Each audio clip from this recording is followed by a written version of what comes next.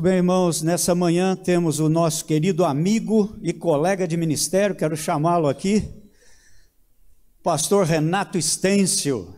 Pastor Renato Estêncio já tem aí uma vida ministerial e também formando esses pastores aí, não é? E outros que por ele passaram como professor de teologia no campus do nosso Centro Universitário Adventista de São Paulo, aqui em Engenheiro Coelho.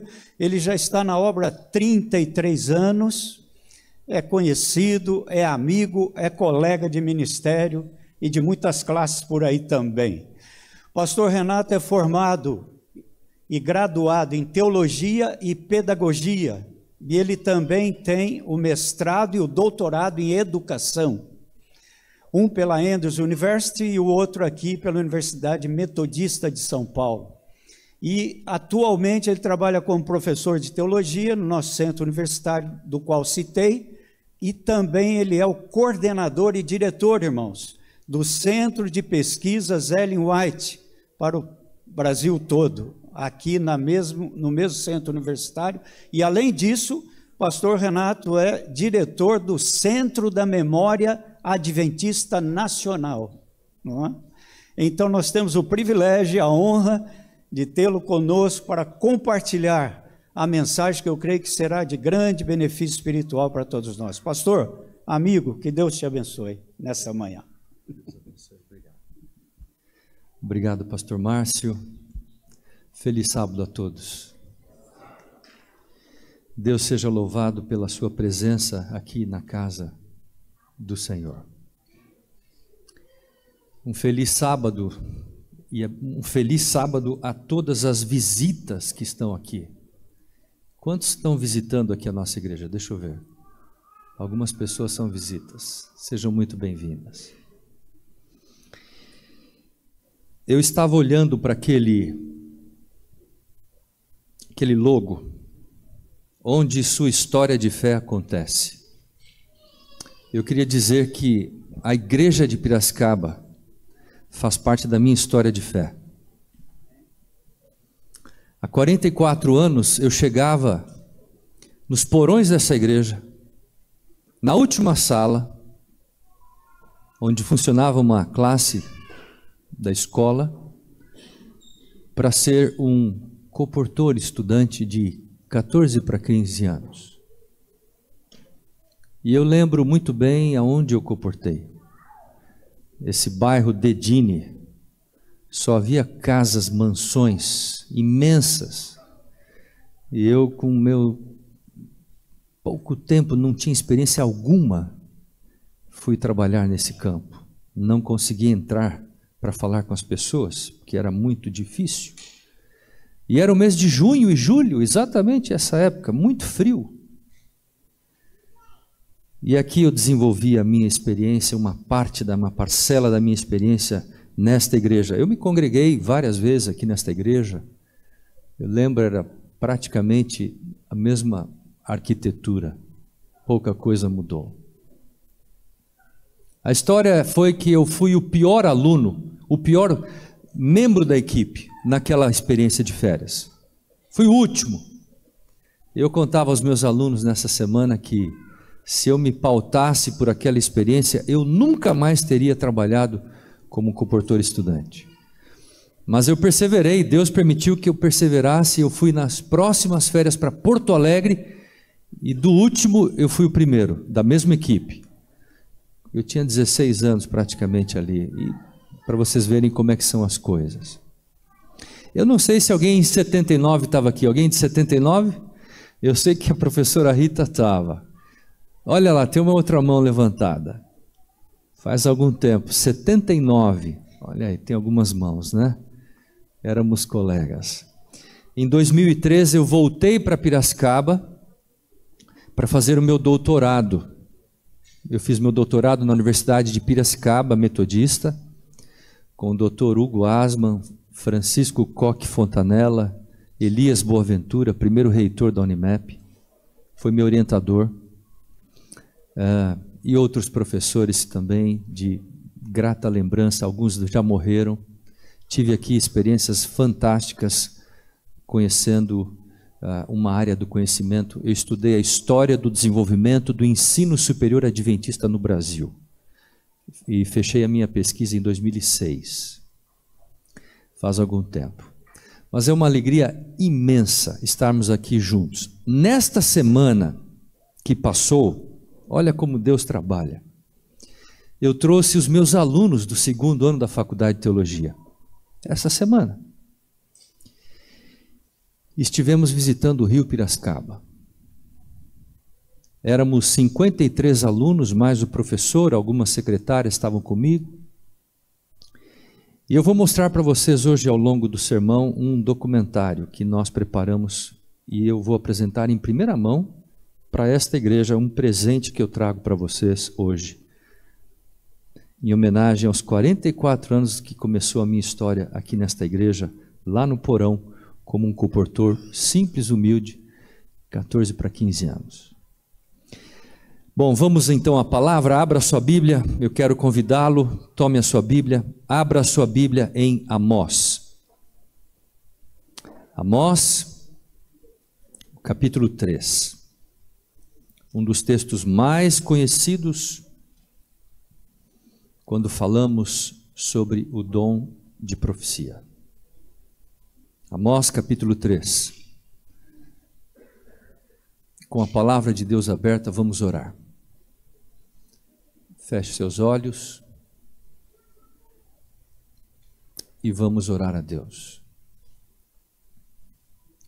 Querido Pai, louvamos o Teu santo nome, porque estamos em Tua presença, em Tua casa, e estamos com a palavra de Deus aberta. E nesse momento do verso, certamente, Amós 3:7, certamente o Senhor Deus não fará coisa alguma sem primeiro revelar o seu segredo aos seus servos, Bom, destaca-se duas palavras. A primeira, certamente o Senhor Deus não fará o quê? A segunda, coisa alguma. Duas palavras chamam a atenção, certamente e a expressão coisa alguma. Deus não faz absolutamente nada sem antes Ele revelar o que Ele fará por meio dos seus porta-vozes, os profetas. Se nós voltarmos as palavras ao Antigo Testamento e formos aos deuterocanônicos, aos 5 primeiros livros, veremos Deus conduzindo a história do povo por meio de Noé, 120 anos pregando. Depois vamos ver Deus conduzindo a história por meio de Abraão, que sai de uma terra para um local onde ele não conhecia. Depois vamos ver conduzindo a sua história do seu povo por meio de Moisés, tirando o povo do exílio, da escravidão. Depois podemos ver Deus conduzindo o seu povo por meio de Samuel, quando o povo pede um rei, tirando Deus do centro do povo, para agora um regime de governo baseado no rei. Depois vamos ao período da escravidão, do exílio babilônico, e vamos ver Jeremias, vamos ver Daniel, vamos ver Ezequiel, personagens importantes da história profética, que conduzem a história do seu povo. E assim Deus vai conduzindo o seu povo na marcha e no fluxo da história humana, dando orientações claras, precisas, sem que o seu povo se desvie do seu caminho.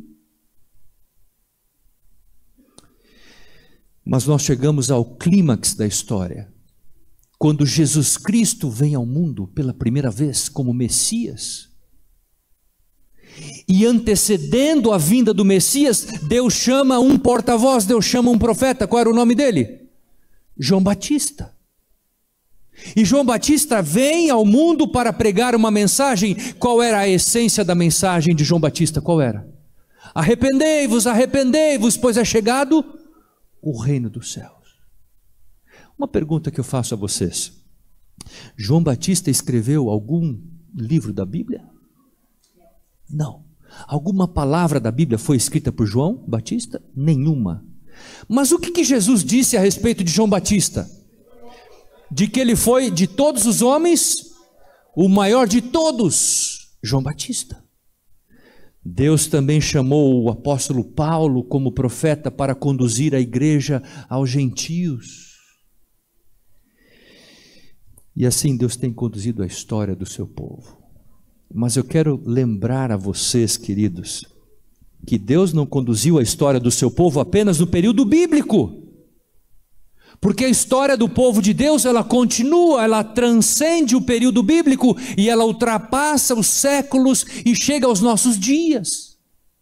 E quando nós vemos o cumprimento da profecia escatológica da Bíblia, de Daniel 8,14, nós encontramos em cena Deus chamando uma voz profética para o tempo do fim. E eu pergunto aos senhores, quem foi essa voz profética? Em 1844, dezembro, quem foi chamado por Deus? Ellen Harmon se chamava. Qual era a idade de Ellen White nessa época? 17 anos. E aqui eu vou perguntar uma coisa, eu gosto de perguntar isso. Onde estão os jovens dessa igreja? Levante as mãos. Jovens, stand up your hand. Levante a sua mão, jovem. Por favor, levante a sua mão. Por favor. Até os 30 aí, vamos lá, é jovem. 35, vai. Vou dar uma chance. Jovens que me escutam, prestem atenção ao que eu vou lhes dizer, jovens. Ouçam com atenção, com os ouvidos abertos e o coração também sensível à voz do pastor. A Igreja Adventista do Sétimo Dia, a qual você é parte, ela começou com uma geração de jovens. Se você somar a idade dos 12 primeiros pioneiros, a média da idade deles era de 23 anos. Não eram homens barbados, não eram mulheres já corcundas, não, eram jovens. E eu quero dizer algo em nome de Jesus aqui para vocês, escutem com atenção. Da mesma maneira que Deus começou esta igreja com uma geração de jovens, Deus vai concluir a obra aqui na terra por meio de jovens. O que você diz? Você crê nisso? Mas pastor, quem eram esses jovens? Eram jovens tementes a Deus. Eram jovens que deram tudo a Deus, que dedicaram tudo que tinham, seus dons, talentos, suas forças, energias, o seu tempo. Eles não mediam esforços para fazer absolutamente nada, exceto pregar a palavra, exceto testemunhar de Cristo, exceto visitar as pessoas, dedicarem tudo o que eles tinham. Assim começou a história desse movimento a qual você e eu fazemos parte. E eu queria lembrar a vocês, em nome de Jesus, queridos, esta igreja não é apenas uma igreja a mais na história das igrejas e religiões. Esta igreja, ela é um movimento profético. Por quê, pastor? Porque esta igreja surge a partir do cumprimento de uma profecia bíblica, que conforme Daniel 8,14 indica o surgimento de um tempo profético que nós chamamos o tempo do fim, que começa em 1798 eminentemente, mas que continua a partir de 1844. Agora, queridos amigos e irmãos em Cristo, como membros desta igreja, nós temos que ter a consciência de que nós temos uma certidão de nascimento, Daniel 8,14. Nós temos uma identidade, Apocalipse 12:17. Os que guardam os mandamentos de Deus e têm o testemunho de Jesus. Uma dupla característica, a nossa identidade, o que nos marca, o que nos caracteriza. Mas nós não podemos esquecer de uma terceira coisa. Nós temos uma missão profética. Nós somos uma igreja profética, que foi chamado por Deus para ser uma igreja com características proféticas, mas que foi chamado por Deus com uma missão profética. Enquanto esta missão profética não se cumprir, amigos, não há razão nenhuma de você ficar prognosticando que Jesus vai voltar, que o decreto dominical vai ser baixado. Como alguns dizem, pastor, Jesus não disse o dia e a hora, mas a gente pode saber o ano da sua vinda. Ou o mês. Há pessoas que ficam especulando por aqui e por ali, desvirtuando o foco da atenção. Se eu chegasse para você hoje com a minha Bíblia, mais nada, só com a Bíblia, absolutamente mais nada, e desse essa Bíblia para você e perguntasse para você, escute, você fala que a Bíblia é um livro profético, mas eu quero te fazer uma pergunta. Abra a Bíblia e indique para mim, através da Bíblia, em que momento da história nós estamos vivendo. Qual é o capítulo que caracteriza esse período em que nós estamos vivendo em 2023? Qual capítulo da Bíblia você mostraria? Quem gostaria de falar? Mateus 24, o que mais? Vamos lá. Meus alunos. Quem mais? Apocalipse 13, o que mais? Daniel 7. Quem mais? Capítulo 2. Mas tem um ponto que alguns aqui não destacaram. Se você for ao último livro da Bíblia, Apocalipse, você vai encontrar lá o nome de uma igreja. A Bíblia fala em Apocalipse de quantas igrejas? 7 igrejas. Qual é a última delas? Laodiceia. Essa igreja começa cronologicamente a partir de que ano? 1844, cronologicamente falando. Se você pegar a história das 7 igrejas, você vai começar ali do ano 34, vai até o ano 300, 300 a 313, depois você vai a 538, 1740, 1765, 1844. Caracteristicamente você vai encontrar os 7 períodos da história profética de que igreja? A igreja cristã, a qual nós fazemos parte, a qual nós hoje somos representantes, no século 21. E Deus tem guiado e conduzido esta igreja ao longo da sua história. E Ele continua guiando e conduzindo esta igreja hoje. Como, pastor? Por meio da sua palavra, a Bíblia, e por meio dos testemunhos do Espírito de profecia. Essas são as 2 únicas fontes e bases seguras para poder pautar, guiar e conduzir a nossa vida. Guiar, pautar e conduzir a vida da nossa igreja. Quando nós nos deparamos e buscamos outras fontes que não essas, nós começamos a dar voltas, a seguir caminhos que não são seguros e a nos distanciar do alvo principal, que é Jesus Cristo. Assim, queridos, eu quero nesta manhã tomar algum tempo para falar algumas coisas que envolvem o dom de profecia e o cumprimento da missão profética. Vamos pensar um pouco sobre isto. Quando esta igreja surgiu, ela surgiu em meio a um período tumultuoso, extremamente conturbado. O inimigo, sabendo que Deus suscitaria um movimento, ele tentou criar várias contrafações. Dentre elas pode-se destacar o marxismo, Karl Marx. Além dele, podemos destacar o espiritismo, as irmãs Fox. Podemos destacar o evolucionismo, com Charles Darwin. Esses são apenas alguns exemplos que eu posso destacar que ocorreram naquele contexto do surgimento da Igreja Adventista do Sétimo Dia. Na base desse movimento estava um personagem que começou a pregar o Evangelho, Daniel 8,14, em 1831. O seu nome era Guilherme Miller, que foi usado por Deus. Vejam, ele foi usado por Deus para levar e para poder formar um povo que voltasse a sua atenção à palavra, sobretudo às profecias bíblicas de Daniel e Apocalipse. E ele começa a pregar em 1831, e ele começa a regimentar um grupo de assistentes e pregadores junto com ele. Ele tinha um grande promotor que era chamado Joshua Himes, que era pastor de uma igreja metodista em Boston, na rua Chardon. Esse indivíduo era um jovem muito mais novo que Miller, e ele então fazia toda a propaganda do millerismo, da pregação dos milleritas. distribuindo folhetos, lançando vários periódicos. E Miller pregou esta verdade até 1844, quando estava por acontecer o cumprimento da profecia. E eu quero destacar algo a vocês, meus queridos amigos. Miller pregou esta verdade de todo o seu coração. Os seus assistentes fizeram da mesma forma.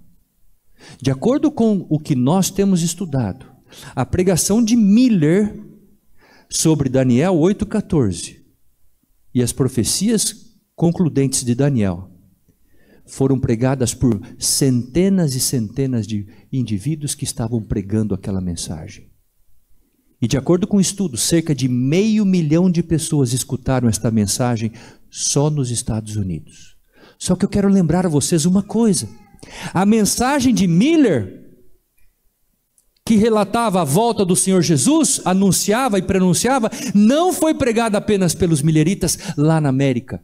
Havia pessoas pregando esta mensagem na Europa, na Ásia, na Oceania, na África. Atentem, havia pessoas pregando na América do Sul, a mesma mensagem que os milleritas estavam pregando lá. Você lembra de algum nome? Manuel Lacunza, um padre chileno, pregava a volta de Jesus aqui no nosso continente. Além dele, quem mais pregou a mensagem? Francisco Mejia, um argentino. Pregou a volta de Jesus por volta de 1844. Em outras palavras, esta mensagem não era exclusiva dos milleritas. Esta mensagem deveria ser conhecida de toda a humanidade. E aqui no nosso país e no nosso continente havia pregadores pregando esta mensagem. E assim, queridos, quando estava por ocorrer o cumprimento desta missão, desta profecia bíblica, que fora corrigida por Samuel Snow para 22 de outubro, 10º dia do 7º mês do calendário judaico, cumprindo em 22 de outubro de 1844, quando todos estavam aguardando o cumprimento desta profecia, em suas casas, alguns foram aos bosques, outros foram orar nas montanhas, e quando chegou o dia do cumprimento, todos aguardaram o relógio passando 12:00, 3h, 6h, 9h, meia-noite. E quando o relógio bateu meia-noite e Jesus não voltou, o que nós conhecemos é que houve um profundo desapontamento, uma amargura profunda. Este movimento, a Igreja Adventista, nasce de um desapontamento. E quando esta igreja passa por aquele momento, naquele instante, nós ainda não éramos adventistas do 7º dia, éramos apenas um movimento totalmente fragmentado. Quando a igreja passa por essa experiência, isso aconteceu no dia 22 de outubro. Para refrescar a memória, que dia da semana era o dia 22 de outubro? Alguém lembra? Alguém lembra? Era uma terça-feira. Terça-feira, desapontamento. Agora, na terça-feira, quando há um grande desapontamento, todos aqueles que não aceitaram a pregação de Miller, eles se voltam como sendo lobos vorazes para poder arruinar, zombar daqueles que estavam pregando esta mensagem. E aqueles homens e mulheres, quando passaram por esta experiência, amigos, voltaram para suas casas. Mas eu queria destacar uma coisa a todos vocês, em nome de Jesus, nesta manhã, preste atenção a isso. Porque numa terça-feira houve o grande desapontamento, mas numa quarta-feira, no dia 23 de outubro, Deus aparece a um jovem. Como era o seu nome? Irã Edson. Ele está saindo do celeiro do seu pai e entrando no milharal, e Deus aparece àquele jovem e ele mostra a ele um insight, uma pequena visão. Ele olha e ele vê a cena, Jesus Cristo se levantando do lugar santo e passando ao Santíssimo. E eu quero lembrar a vocês nesta manhã, em nome de Jesus, Deus não desampara os seus filhos. Porque no 22 veio o desapontamento, mas no 23 Deus relucida o que estava acontecendo com o povo. E ele mostra exatamente o que havia acontecido no dia anterior, de acordo com o cumprimento profético. E aquele povo começa a se voltar à palavra e estudar a Bíblia novamente.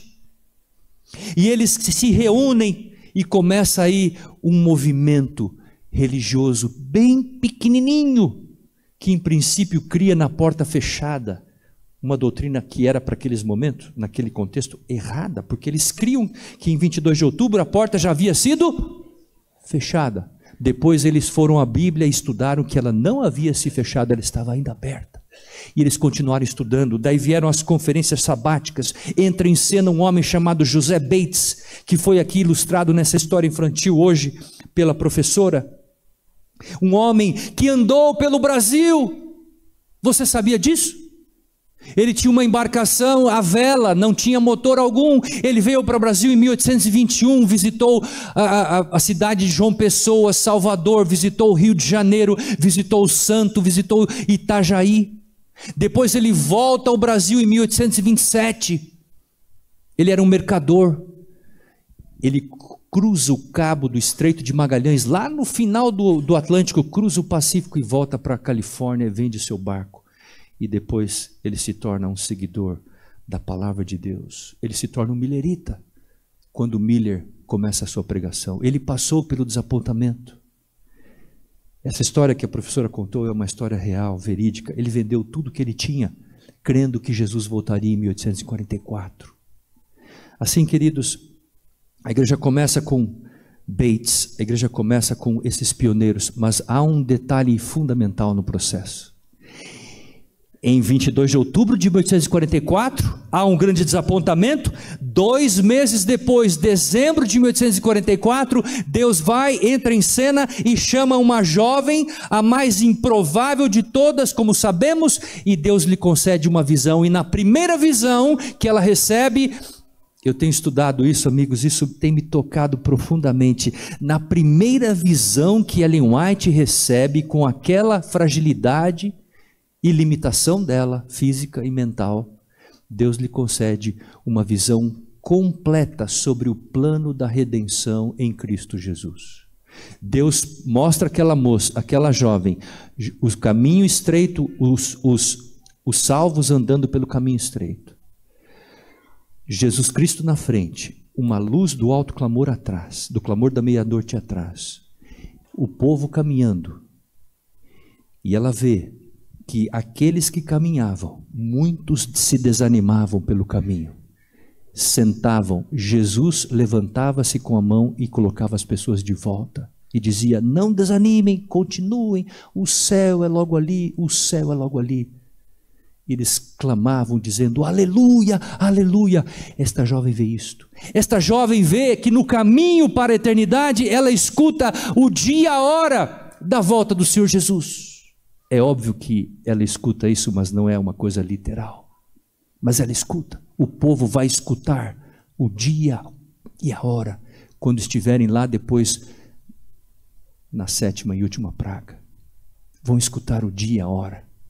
Assim, ela escuta isso. Depois ela vai e ascende ao céu. Ela entra no céu, vê o trono de Deus, vê o rio da água da vida, ela vê a árvore da vida. Depois Jesus pega o povo que está lá e desce até a terra, a nova terra, e ela vê aquela imensa mesa de prata. Queridos, ela tinha 17 anos, ela não tinha a menor condição de ver nada disso. Mas com 17 anos, na sua fragilidade, Deus revela todo o plano da redenção na primeira visão que ele concede a essa jovem. E sabe o que isso representou? Isso representou uma extrema orientação, uma orientação fundamental, importantíssima para aquele momento da história. Porque depois Deus vai lhe conceder várias e outras visões e sonhos ao longo do seu caminho. Ela recebeu cerca de 2.000 sonhos e visões durante 70 anos de ofício profético. 70 anos. Veja como que Deus cuida do seu povo. Como Deus tem cuidado e guiado a sua igreja. E assim, queridos, Deus começa a trabalhar com aquele grupo. Os 3 mais importantes fundadores desse segmento se chamam José Bates, Tiago White e Ellen White. Os 3 mais importantes. Tiago White conhece Ellen White, se casam no dia 30 de agosto. Apenas vão até um cartório civil, pegam uma caixa e começam a vida simples, humilde. Tiago White, ele colocava trilhos, ele colocava os dormentes dos trilhos, ganhando 50 centavos de dólar por dia. Assim começa a igreja, de forma simples. Eles não tinham quase o que comer, mas assim começa. Em 1848, eles começam a fazer reuniões para estudarem a Bíblia, chamada Conferências Sabáticas. Em 1849, eles lançam um periódico chamado Present Truth, o primeiro periódico da igreja, que depois, em 52, se torna em a Revista Adventista, The Adventist Review and the Sabbath Herald, a Revista Adventista e o Atalaia do Sábado. Em 52. A igreja continua crescendo, crescendo. Eram apenas mil e poucas pessoas no início da década de 50, quando as igrejas ainda estão no nome dos pastores, as propriedades eram todas pertencentes aos pastores, a igreja não tinha um nome ainda, porque era um grupo. E então, eis que surge uma pergunta: escutem, a nossa igreja está crescendo muito, nós precisamos de um nome, a nossa criança cresceu muito, precisamos dar um nome a essa criança. E então em 1860 eles recebem um nome, decidem dar um nome para esta igreja, chamada Igreja Adventista do Sétimo Dia. Quem deu essa sugestão? Alguém lembra o nome? Meus alunos não podem responder essa pergunta, mas alguém sabe na igreja quem sugeriu esse nome? Foi o chefe dos Correios de Battle Creek, chamado David Hewitt. Ele era o homem mais honesto da cidade, recebeu estudos de Joseph Bates. Esse homem deu essa sugestão: Adventistas do Sétimo Dia. Antes disso, como que nós éramos conhecidos como igreja? Adventistas Sabatistas. Nós não tínhamos nome, então éramos conhecidos só como Adventistas Sabatistas. 60 recebemos um nome. Logo a seguir, em 1863, nós formamos uma organização chamada Associação Geral. Completamos 160 anos, faz 2 sábados. 160 anos, Associação Geral. Quantos membros nós éramos, pastor, em 1863? Éramos 3.500 membros, só. Em 63, faz pouco tempo. Pregávamos o evangelho em uma língua no mundo todo. A igreja vai avançando. Em 66 a igreja cresce e se transforma e agora decide pela construção de um sanatório, de um hospital chamado Sanatório de Battle Creek. Ellen White recebe suas primeiras visões a respeito de saúde e então decidem pela construção de um sanatório. Logo a seguir, entra em cena um personagem importante da história chamado John Harvey Kellogg, que o casal, vendo a importância deles, investiram nesse jovem, dando $1.000 para eles estudarem medicina, e ele foi se preparar para fazer medicina, e ele estudou medicina por 5 anos, e se tornou o primeiro diretor do sanatório de Battle Creek. Em 72, a igreja abre sua primeira escola, uma escola pequena, bem pequena, em Battle Creek. E queridos, nesse contexto, você poderia perguntar: pastor, e aonde estão os jovens aí nesta história? Se a igreja começa com jovens, aonde estão os jovens? Eles vêm caminhando junto com a igreja. Os jovens vão para a escola, os jovens vão para a igreja. E é nesse contexto, e se você observar, eu falei aqui de 4 segmentos: a obra de publicações, 1849, publicação do Present Truth. Depois, organização da igreja, 60. 66, obra de saúde, sanatório. Depois, 72. Nesse contexto, alguns pais perguntavam: pastor White, nós estamos perdendo os nossos filhos para o mundo, porque eles estão estudando na escola fora. O que faremos como igreja? E então, Ellen White recebe uma visão da parte de Deus: vamos fundar uma escola. E então, eles fundam uma escola para poder estudar os seus filhos. E assim a igreja avança. Mas, queridos, eu quero chegar com vocês até o Brasil, porque há uma história bonita por trás disso tudo. Em 1880 surge um movimento importantíssimo nos Estados Unidos. Qual é esse movimento, pastor? Esse movimento se chamava Movimento do Estudante Voluntário, que nós conhecemos há muitos anos como o MV. Aonde surge esse movimento? Surge entre as religiões evangélicas protestantes da América. Era um movimento multiconfessional. Quem que comandava esse movimento? Um grande pregador chamado Dwight Moody. Dwight Moody tinha um lema no coração que conduzia esse movimento. Qual era o lema dele? A volta de Jesus nesta geração. Olha o lema de Moody. A volta de Jesus nesta geração. O que ele fazia? Ele ia nas escolas, nas universidades, nas faculdades, e ele pregava a mensagem sobre a volta de Jesus nesta geração. E ele chamava jovens para se engajarem nesta obra. E quantos jovens se engajaram? Dentre eles haviam adventistas que também iam participar desses eventos. E em 1874, a igreja decide entrar nesse movimento, chamado Movimento das Missões Estrangeiras. E ela envia o seu primeiro missionário às missões estrangeiras. Quem era ele, o seu primeiro missionário? Alguém lembra? O seu nome era John Nevins Andrews. Pastor Stencil, quem foi esse primeiro missionário? Primeiro missionário era alguém que lia a Bíblia em 7 línguas. Não é para você ficar ameaçado ou apequenado. Não, Andrews era uma pessoa extremamente capaz e competente. Ele lia a Bíblia em 7 línguas. Hebraico, grego, línguas originais e outras línguas. Andrews foi para a Suíça. E ali ele funda o primeiro posto missionário além dos Estados Unidos. Ali começam as missões estrangeiras.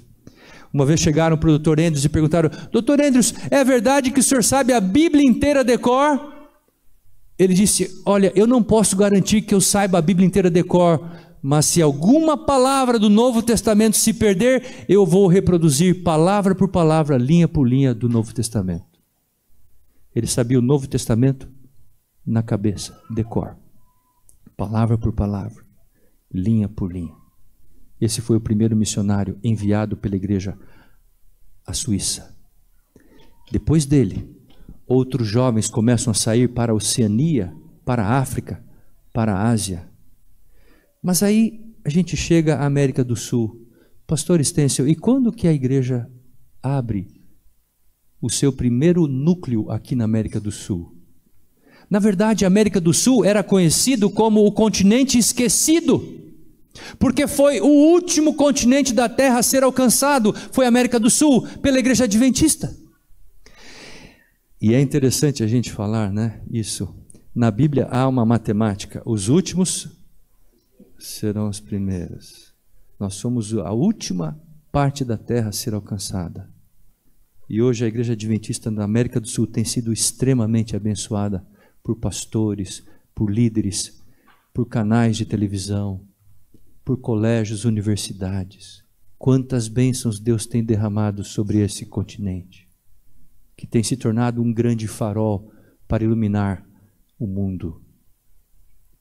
Assim, queridos, os primeiros homens e mulheres que vieram para esse continente vieram a partir do início da década de 1890. O primeiro deles foi um pastor que era diretor de publicações da Associação Geral. O seu nome era Lawrence Chadwick. Ele visita o Rio de Janeiro em 1892 e visita São Paulo. Ele vem até Rio Claro, Piracicaba, e depois ele vai a Indaiatuba, volta para o Rio e volta para os Estados Unidos. E ele registra o que ele havia visto e ouvido aqui nessa região onde ele visitou. Foi o primeiro registro que temos. Ele leva esse registro para as missões estrangeiras, que já havia sido fundado um departamento lá na Associação Geral. E assim, nesse contexto, é enviado para o Sul, América do Sul, 3 colportores: Nolin, Stauffer e também Breck. Esses 3 colportores vêm para a América do Sul para fundarem a obra, só que eles vieram com o seu próprio recurso. Eles não tinham dinheiro, vieram para poder arriscar a vida aqui. Foram para a Argentina, e da Argentina havia uma grande crise econômica na Argentina, e o que eles falam? Eu vou para o Brasil. Um deles, Augusto Stauffer, vem para o Brasil, e ele começa a trabalhar aqui na região de Indaiatuba, Piracicaba E depois ele vai para o Espírito Santo, Minas Gerais, e ele começa a vender livros. E a história vocês conhecem porque faz parte do seu território. Ele passa aqui em Piracicaba e ele vende, na verdade não em Piracicaba, mas ele vende um livro para uma senhora chamada Maria Krahenbiel. Que livro que era esse? O Grande Conflito. Der großen Kampf, em alemão. Não havia livros em português naquela época. E ele vende esse livro para esta senhora. Essa senhora tinha uma neta. Essa neta conheceu um jovem que era meio que primo dela. O nome desse jovem era Guilherme Stein Jr., que um dia chega para ela e pergunta: escuta, você não tem nenhum livro lá na sua casa? Ter livro naquela época era uma coisa raríssima, porque um livro era caro, muito caro. E ela disse: olha, a minha avó comprou um livro de um vendedor que passou lá. Me traga esse livro que eu quero conhecê-lo. E ela trouxe. O que aconteceu? Ele começou a ler o livro. Nesta época, amigos, Guilherme Stein Jr. já guardava o sábado. Por quê? Porque ele já havia descoberto o sábado na Bíblia através dos seus estudos. E quando ele leu a palavra, O Grande Conflito, ele disse: eu quero mais livros dessa autora. Mandaram para ele o livro Caminho a Cristo. E ele leu o Caminho a Cristo, devorou. E quando ele leu esses livros, ele disse ao comportor: eu quero ser batizado. Eu quero ser batizado. E nesse dia, que nós não sabemos, era uma manhã gelada do mês de abril de 1894. Aconteceu o que vocês verão agora neste vídeo. Vamos assistir. Era o mês de abril de 1895, quando o primeiro adventista do sétimo dia foi batizado aqui no Brasil. Guilherme Stein Jr., na época com 23 anos de idade, foi batizado pelo pastor Frank Westphal, às margens do rio Piracicaba, no interior de São Paulo.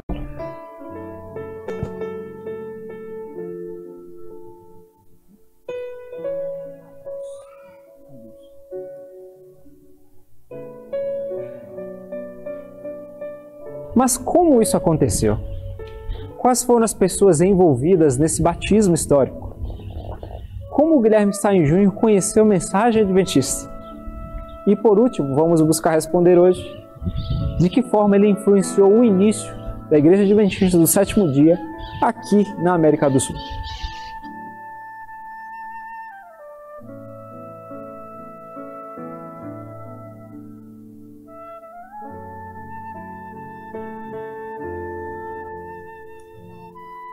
A primeira pessoa envolvida foi o americano Augustus Stauffer.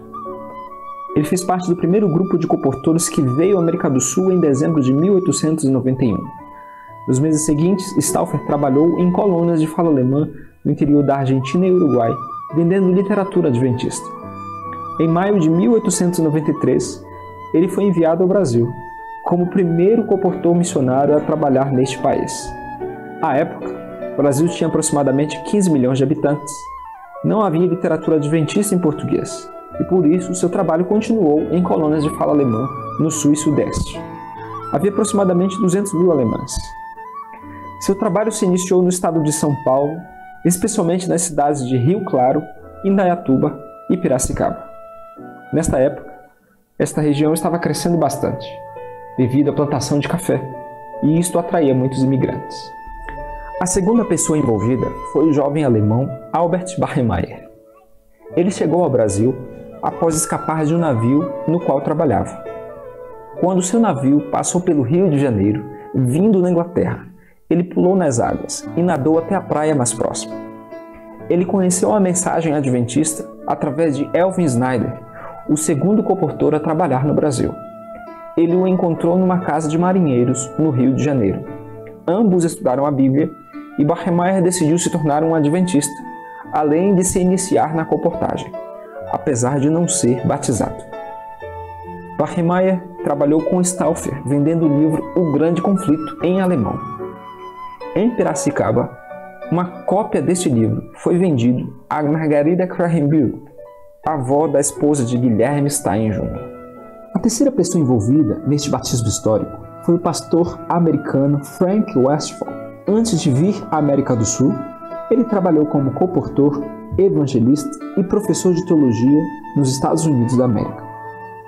Em agosto de 1894, ele chegou em Buenos Aires, Argentina, como primeiro pastor ordenado a trabalhar na América do Sul. Ele veio com sua esposa Mary e seus 2 filhos, Charles e Ellen. Após trabalhar 6 meses na Argentina e Uruguai, batizando e fundando novas congregações, ele veio ao Brasil em março de 1895, com o objetivo de visitar pessoas interessadas na mensagem adventista. Ele chegou através do porto do Rio de Janeiro e partiu para São Paulo, acompanhado do comportor Stauffer. Em abril de 1895, após passar por Rio Claro, 2 Córregos e Indaiatuba, eles foram a Piracicaba para se encontrar com Guilherme Stein Jr. Guilherme Stein Jr. nasceu em 1871 em Campinas, São Paulo. Ele era descendente de imigrantes germano-suíços. Ele estudou até a 5ª série do ensino primário, mas como gostava de aprender, se tornou autodidata. Em 1888, aos 17 anos, ele se mudou de Campinas para Piracicaba. Na época, Piracicaba tinha aproximadamente 10.000 habitantes. Uma curiosidade: a palavra Piracicaba significa lugar onde o peixe para, na língua tupi. Isto acontece por causa da queda d'água no rio Piracicaba, que bloqueia a migração do peixe. Em Piracicaba, Guilherme começou a trabalhar na oficina Cranberry, fazendo carroças para transporte de mercadorias e pessoas. Como ele era relacionado com a família Cranberry, ele morava com eles, e isto permitiu conhecer Maria Cranberry. Mais tarde, eles se casaram em dezembro de 1893. Por causa da família de sua esposa, Guilherme começou a estudar a Bíblia e se tornou um metodista. Foi na igreja metodista, em Piracicaba, que Guilherme aprendeu a falar inglês, além de alemão e português, que já sabia. Estudando a Bíblia sozinho, ele descobriu que o sábado é o verdadeiro dia de descanso e começou a guardá-lo sozinho. Poucos meses depois, ele leu o livro O Grande Conflito, em alemão. Este livro havia sido vendido pelos comportores Stauffer e Bachmeier à avó de sua esposa, poucos meses antes. Após a leitura, ele decidiu se tornar um adventista do 7º dia. Então, enviou cartas ao representante da editora no Rio de Janeiro e pediu por mais livros. Como não havia pastor adventista ordenado no Brasil, o pastor Frank Westphal foi chamado da Argentina para visitar os interessados. Em abril de 1895, ele e o comportor Stauffer foram visitar Guilherme e sua família em Piracicaba. O tempo estava chuvoso, o trilho estava fechado. O pastor Westphal e Stauffer caminharam por cerca de 3 horas, partindo de Indaiatuba. No meio do caminho, eles tomaram um trem de carga e chegaram em Piracicaba. Após receber mais instruções sobre as doutrinas adventistas, Guilherme foi batizado pelo pastor Westphal às margens do rio Piracicaba. Guilherme reportou o evento desta forma: realizou-se o ato numa madrugada, no rio Piracicaba, sem o saber da esposa, que, muito impressionada com a presença desses 2 irmãos, foi assim mais depressa resolvida a seguir-me no mesmo caminho. Após sua conversão, Guilherme ajudou a expandir o adventismo em Piracicaba e nas cidades vizinhas. Em 1896, ele decidiu deixar a oficina Cranberry para se tornar um comportor efetivo. Ele também foi o primeiro diretor e professor da primeira escola a operar com base na filosofia adventista, em Curitiba, no Paraná. Ele foi o primeiro pastor brasileiro ordenado da Igreja Adventista do 7º dia. Ele trabalhou na Sociedade Internacional de Tratados, futuramente chamada Casa Publicadora Brasileira, como escritor, tradutor e editor. Ele traduziu os seguintes livros: Vereda de Cristo, Vida de Jesus e O Grande Conflito. Ele também traduziu vários hinos para o Inário Adventista do 7º dia no Brasil. Guilherme morreu com a idade de 86 anos em 5 de outubro de 1957 e foi enterrado na cidade de Indaiatuba, estado de São Paulo. E através desta linda história, podemos aprender como Deus tem guiado a sua igreja. Homens e mulheres dedicados que deixaram muitas coisas para trás. Quem sabe deixaram seus bens, famílias, profissões, para vir a terras distantes como o Brasil e outros países e levar essa mensagem. Mas a mensagem chegou até nós, a mim e a você. O que vamos fazer com ela? Neste momento eu lembrei de um texto de Zacarias capítulo 4, verso 8 até o verso 10. Podemos encerrar aqui o vídeo. Queridos, aí está uma breve síntese da história dessa igreja até chegar em Piracicaba. Eu queria lembrar uma coisa a vocês. Piracicaba tem um ponto fundamental na história do desenvolvimento do adventismo no Brasil. Não esqueçam disso. Vocês fazem parte de um núcleo extremamente importante e estratégico na história da Igreja Adventista do Sétimo Dia. Porque aqui foi selado a primeira pessoa adventista em todo o nosso território. E esse indivíduo foi comportor, foi professor, foi diretor de escola, foi editor da casa publicadora. Eu vou contar uma história que aconteceu em Curitiba.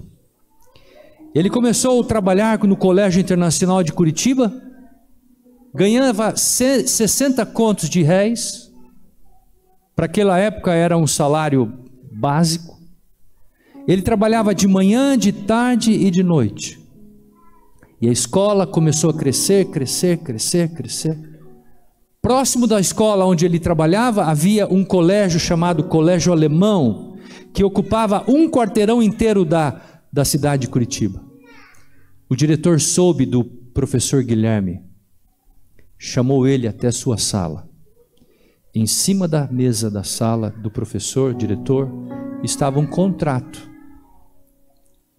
O professor Guilherme entrou na sala, olhou para o diretor, e o diretor disse: eu tenho escutado do que Deus tem feito por meio de você, e eu queria convidá-lo para você trabalhar aqui no Colégio Alemão conosco, mas você não vai ganhar 60 contos de réis, você vai ganhar 180 contos de réis, 3 vezes o salário dele.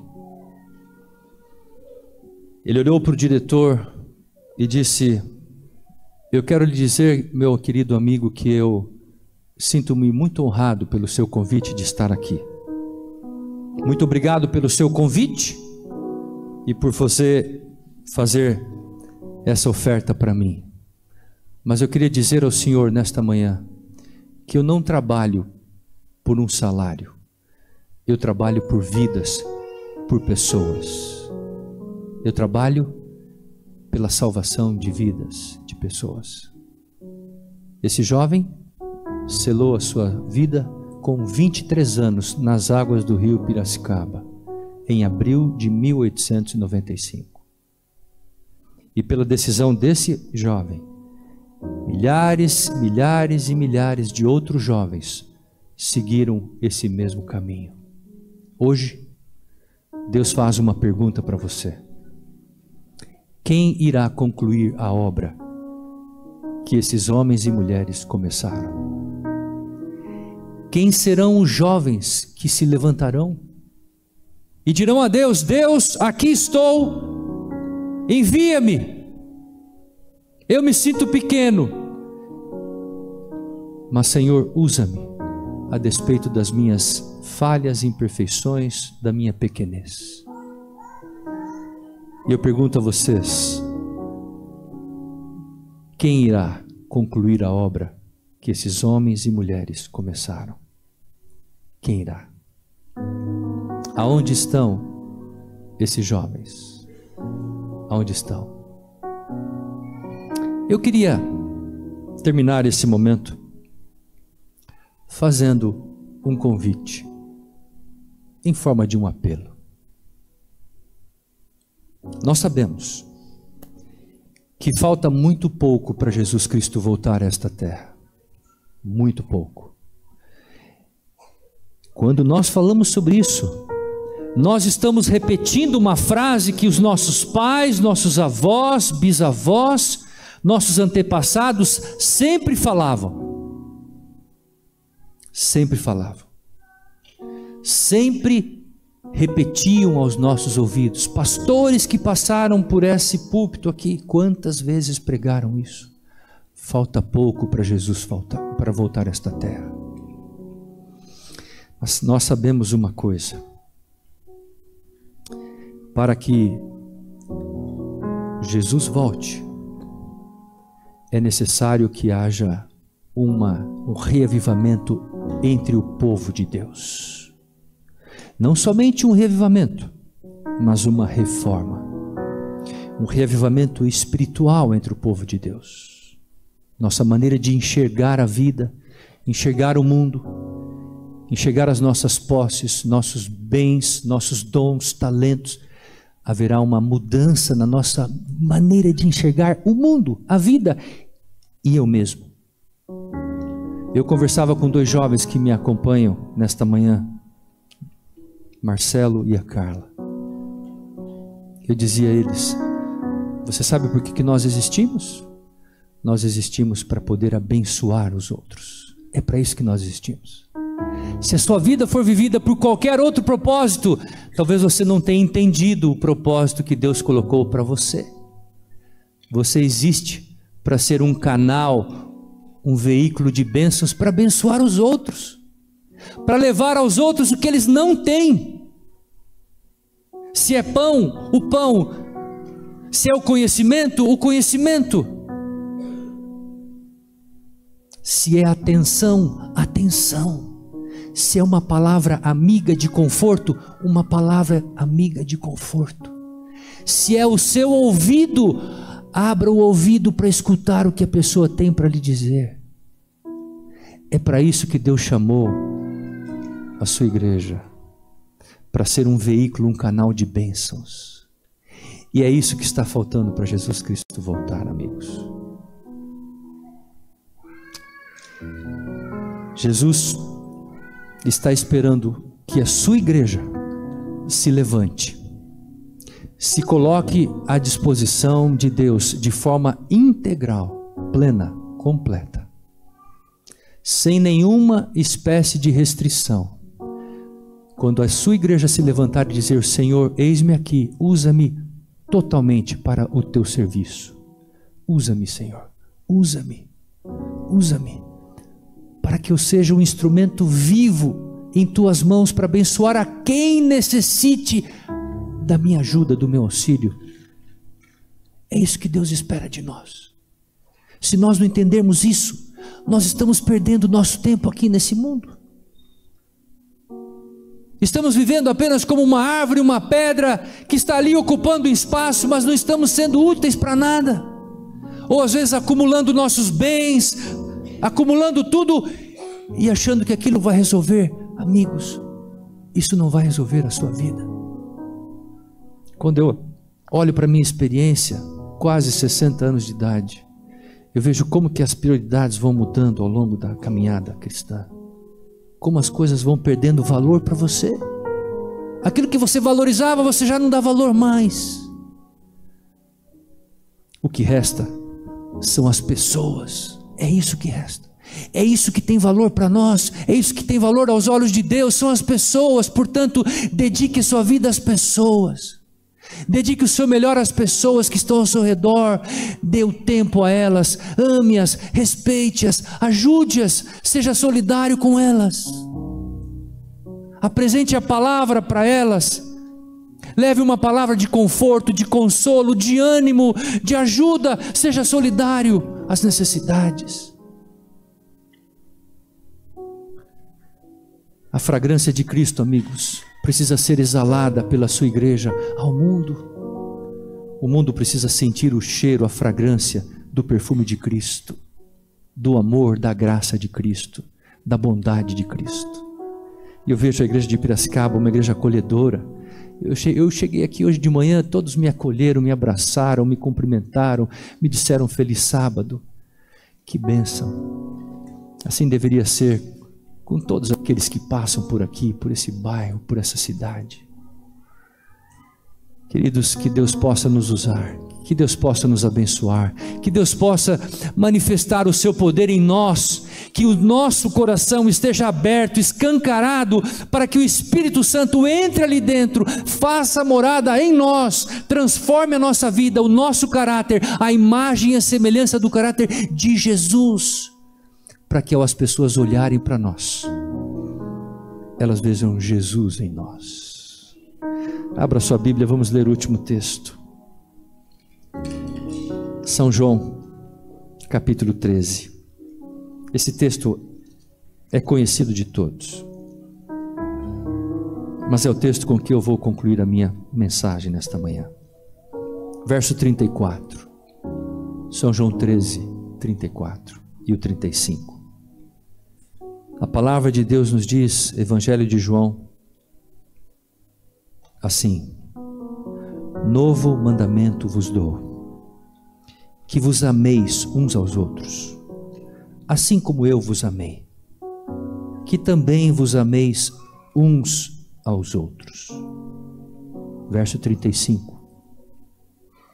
Nisto conhecerão todos que sois meus discípulos, se tiverdes amor uns aos outros.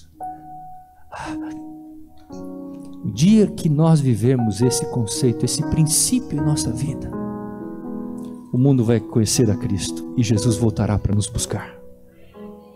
Você crê nisso? Eu queria te desafiar. Quantos creem nisso? Eu queria ver você em pé aqui nesta manhã. Eu quero orar por você.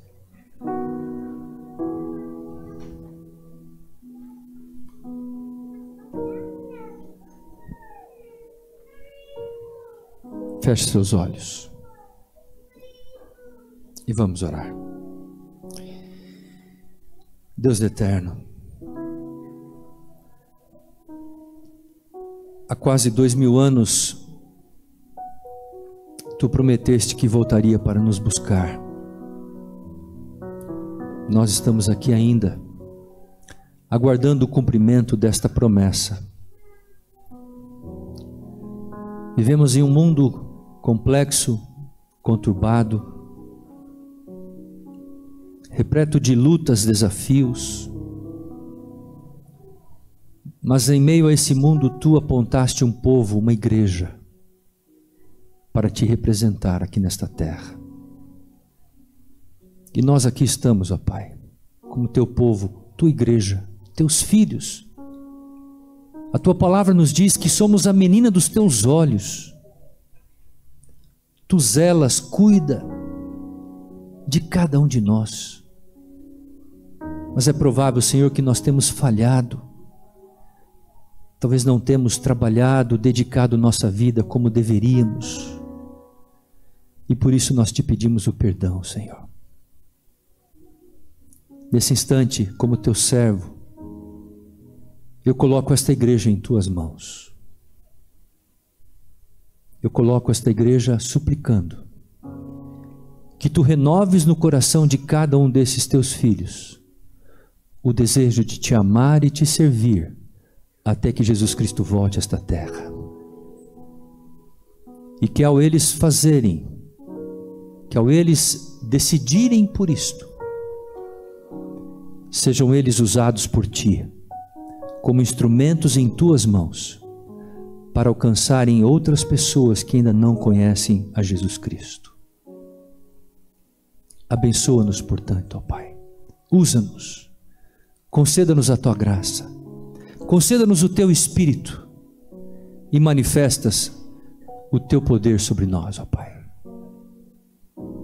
E agora, ó Deus, que a graça do Senhor Jesus, o amor de Deus o Pai e a comunhão do Divino Espírito estejam com todos nós, pois oramos agradecidos em nome do Senhor Jesus. Amém. Amém.